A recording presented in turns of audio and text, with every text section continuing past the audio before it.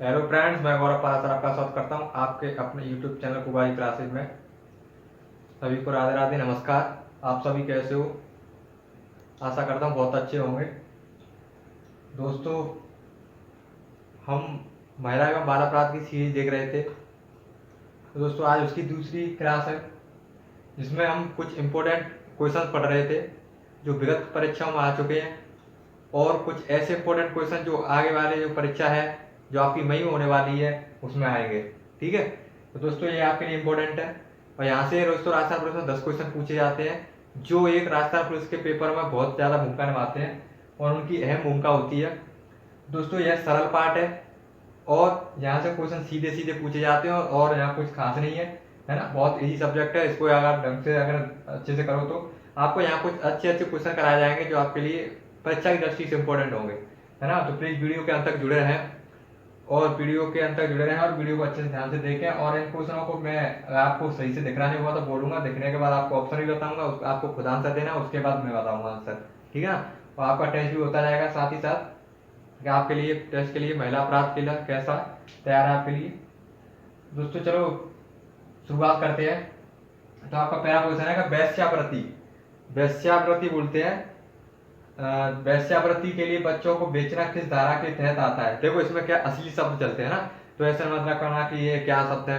तो वेश्यावृत्ति होती है जैसे किसी कोई वेश्या होती है, आप जानते होंगे, है ना, जो स्पेशल सेक्सुअल कार्य करते हैं वह दोस्तों, है ना, सेक्स से संबंधित जो कार्य स्त्रियां करती है उसके लिए अगर बच्चों को बेचना किस धारा के तहत क्या है के तहत आता है ना। वेश्यावृत्ति के लिए अगर आप किसी बच्चे को बेच रहे हो तो वह कौन सी धारा होगी जिसके तहत उसको क्या मानता है, माना जाता है, एक अपराध माना जाता है। धारा आईपीसी, है ना, इंडियन पेनल कोड।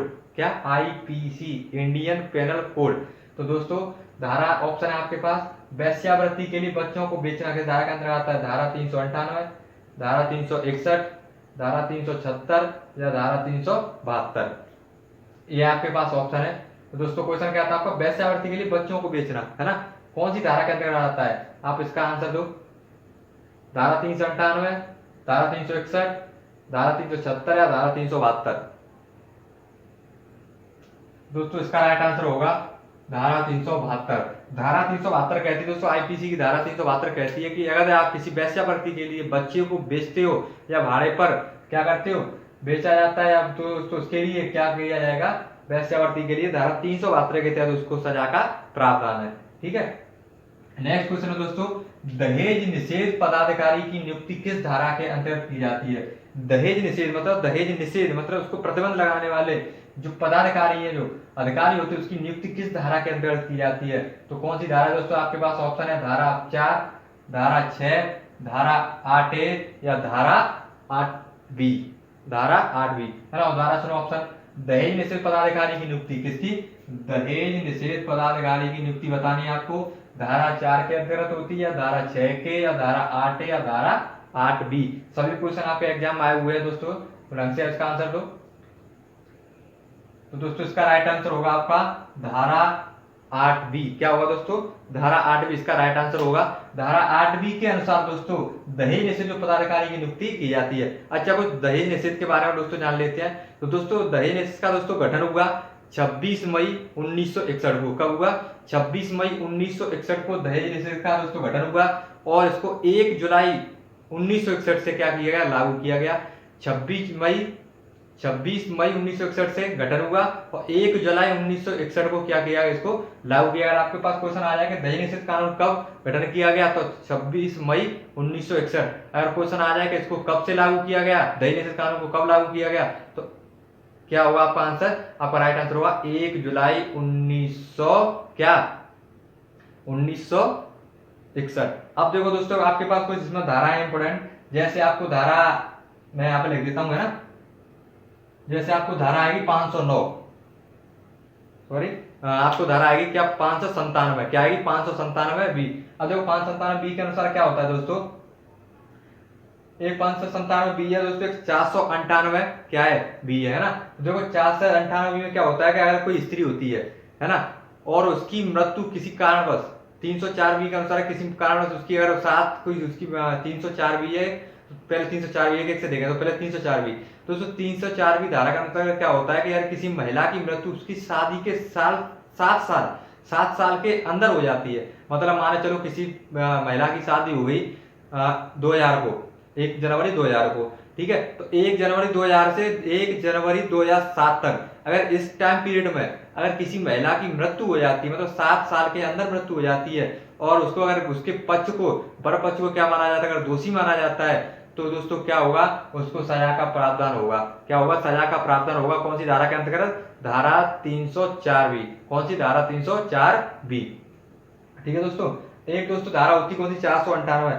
498 क्या कहती है कि यदि किसी महिला को, ठीक है, यदि किसी महिला को किसी के द्वारा क्या किया जाता है, दहेज, मतलब दहेज के लिए क्या किया था, मानसिक या प्रताड़ित रूप से क्या किया था, पीड़ा पहुंचाई जाती है, दोस्तों क्या होता है, उसके लिए की गई है, ठीक है। एक धारा 597 संबंधित है इससे, ठीक है, तो आपको ध्यान रखना है ये। दोस्तों नेक्स्ट बात करते हैं, तो किसी भी महिला के साथ बलात्कार करने के आरोप, सॉरी एक ऊपर रह गया, किसी महिला को जबरदस्ती निर्वस्त्र करने के मामले में आईपीसी की कौन सी धारा का दंड प्रावधान है ना। तो आईपीसी कौन सी धारा, आईपीसी इंडियन पेनल कोड। तो क्या जबरदस्ती निर्वस्त्र, क्या जबरदस्ती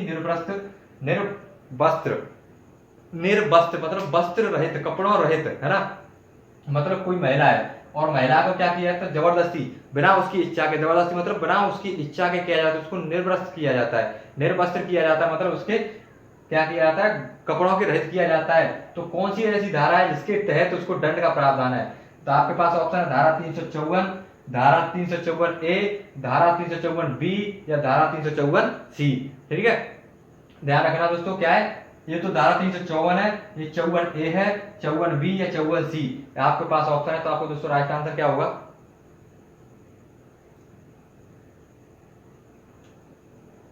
तो आपके पास दोस्तों राइट आंसर होगा धारा 354 बी, या आ सकता है धारा 354 ख। क्यों, क से चालू होता है ना, धारा कहां से आती है, क से, तो क ख ग घ न च ऐसे करेंगे ना।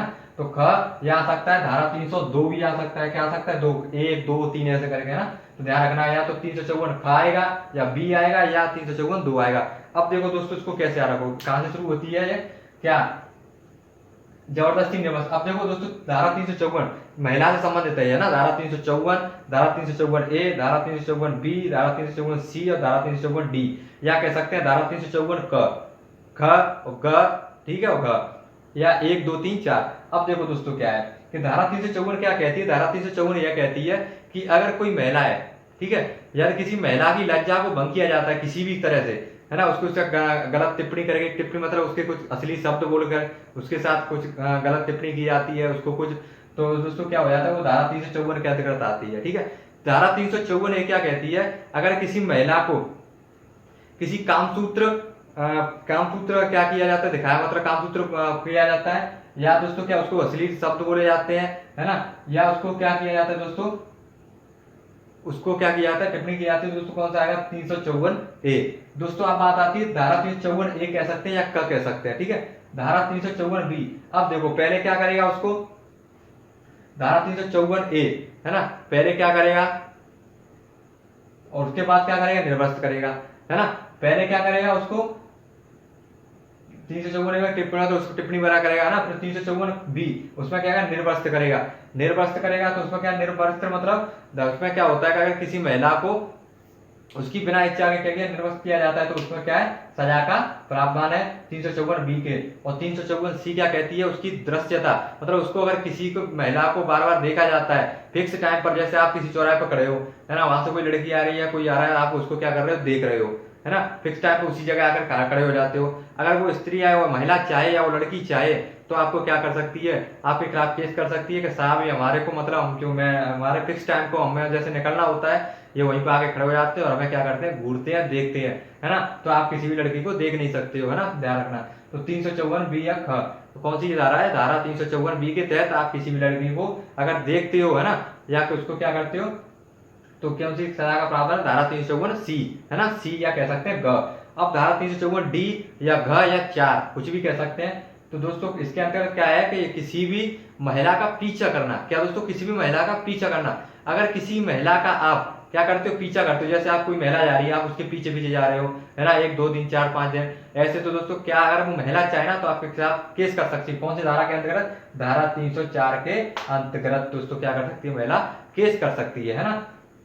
ये है दोस्तों इसके अंतर्गत। अब देखो दोस्तों इसमें क्या है कि धारा 354 के साथ पहले तो क्या है 3 साल की सजा, फिर बाद में 7 साल की, ठीक है, अधिकतम। और दोस्तों इसमें क्या होता है, इनमें 3 साल की सजा, धारा 354 जो पीछे करना है दोस्तों, पहले उसमें 1 साल की, उसके बाद 5 साल की सजा, ठीक है। पहले और 300 में क्या है दोस्तों, वहां में तीन वहां क्या है दोस्तों, 1 वर्ष की सजा, अधिकतम 3 वर्ष की सजा। अब देखो दोस्तों नेक्स्ट क्वेश्चन आपके पास, किसी भी महिला के साथ बलात्कार करने, क्या बलात्कार करने के आरोप पर निम्न में से किस धारा के तहत मुकदमा चलाया जाएगा, क्या चलाया जाएगा, मुकदमा। बलात्कार, अगर किसी महिला के साथ बलात्कार हुआ है, रेप है ना, क्या है, रेप आजकल बहुत होते हैं, ठीक है, रेप का केस सुनाई देता रहता है। तो दोस्तों क्या होगा, किसी महिला के साथ बलात्कार करने के आरोप पर किस धारा के तहत क्या किया जाता है, मुकदमा चलाया जाता है। धारा 355 या धारा 376, धारा 317 या धारा 318, ठीक है। तो किसके तहत बलात्कार, आपको पता है कि कौन सा बलात्कार का संबंध कौन सा है ना, सबको पता होगा ये तो, धारा 376। धारा 376 के तहत दोस्तों अगर किसी महिला के साथ बलात्कार किया जाता है तो उसको सजा का प्रावधान है, कारावास, है ना, आजीवन कारावास। तो दोस्तों किसी भी महिला के साथ सामूहिक बलात्कार करने के आरोप पर, नेक्स्ट क्वेश्चन आपके पास, किसी भी महिला के साथ, देखो ये तो सिर्फ क्या था, बलात्कार था, ये क्या है, महिला के साथ सामूहिक बलात्कार, मतलब बलात्कार से कोई एक व्यक्ति करे, है ना, स्पेशल, है ना, कोई अकल मतलब अलग से एक ही कोई हो, और सामूहिक मतलब 4 5 या 2 4 जैसे भी है ना, तो अगर मिलकर के बलात्कार करते हैं किसी का एक साथ, किसी स्त्री या लड़की का, है ना, तो क्या दोस्तों करने पर आरोप लगने से किस धारा के तहत मुकदमा चलाया जाएगा, सामूहिक बलात्कार। बलात्कार तो धारा 376 के तहत, और अगर सामूहिक बलात्कार होता है तो कौन सी, धारा 376 बी, धारा 376 ए या धारा 376 डी या धारा 376 ए बी। बताओ दोस्तों इसका क्या आंसर होगा। तो दोस्तों इसका राइट आंसर होगा दोस्तों धारा 376 डी। धारा 376 डी के अनुसार किसी महिला का सामूहिक बलात्कार किया जाता है तो धारा 376 डी के तहत दोस्तों उसका क्या चलाया जाएगा, मुकदमा चलाया जाएगा। नेक्स्ट क्वेश्चन है दोस्तों पीसीपीएनडीटी, इसको मैंने कल भी बताया था। पीसीपीएनडीटी किससे मतलब किससे संबंधित है, तो आपको कल बताया था मैंने, ये क्वेश्चन कल भी आया था। कल क्वेश्चन कुछ क्या आया तो दोस्तों बताया क्या था, प्रसव में उसमें था कन्या भ्रूण हत्या के बढ़ते हुए गिरावट, मतलब जो क्या है उसमें क्या आ रही है, गिरावट आ रही है ना, तो उसको लिए क्या किया, कानून एक नियम बनाया था, ठीक है, दो हुआ था कल क्वेश्चन। आज क्या है, जन्म से मतलब ये किससे संबंधित है दोस्तों, तो क्या बताया था, पूर्व गर्भाधान या प्रसव पूर्व, है ना, पूर्व प्रसव के दोस्तों क्या अधिनियम था यह, तो यह किससे संबंधित है, जन्म से पहले लिंग निर्धारण करने के लिए, किससे संबंधित है, जन्म से पहले लिंग निर्धारण करने के लिए, है ना, पूर्व गर्भाधान एवं पूर्व प्रसव अधिनियम, ठीक है। तो क्या किससे संबंधित है, जन्म से पहले लिंग निर्धारण करने के लिए। नेक्स्ट क्वेश्चन है दोस्तों निम्नलिखित में से किस धारा के अंतर्गत विदेश से लड़की को आयात करने के लिए, अब देखो उसमें तो क्या था, बच्चे वेश्यावृत्ति के लिए बच्चों को बेचना, ठीक है, धारा 372। अब ये क्या है, किस धारा के अंतर्गत विदेश से लड़की को क्या करने चाहिए, विदेश से लड़की को क्या करने चाहिए, आयात करने के लिए किस धारा की सजा दी जाएगी। तो दोस्तों आप इसका राइट आंसर बताओ, क्या होगा इसका राइट आंसर।